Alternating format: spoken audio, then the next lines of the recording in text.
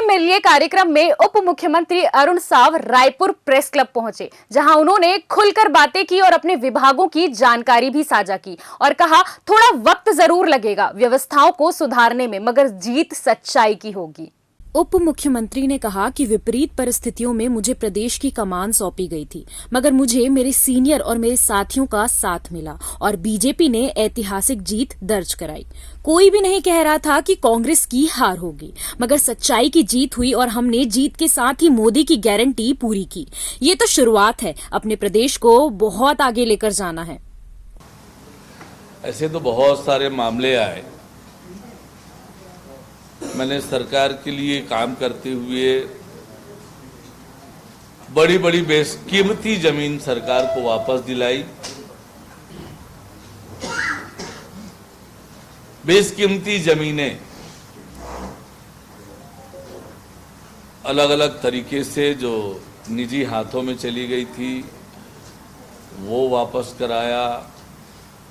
सरकार के लिए तो रोज कई कई मुकदमों में खड़े होते थे, इसलिए किसी स्पेसिफिक मुकदमे का उल्लेख कर पाना संभव नहीं है। जब मैं वकालत करता था तो पूरे समर्पण भाव से वकालत ही करता था, पूरी गंभीरता से,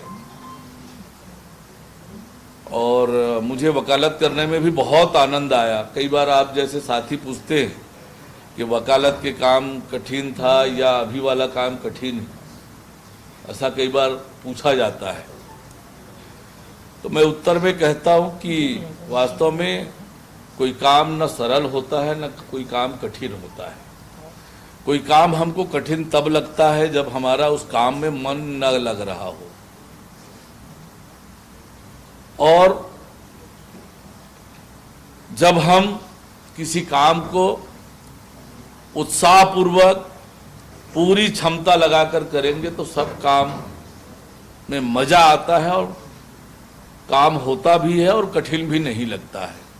तो जब मैं वकालत करता था तो पूरी तरह से एक वकील के नाते सोचता था, पढ़ता था, करता था। वहाँ भी मुझे आनंद आता था काम करने में, और यहाँ भी उतने ही मस्ती के साथ, उतने ही आनंद के साथ सरकार के जो काम है वो काम कर रहा हूँ।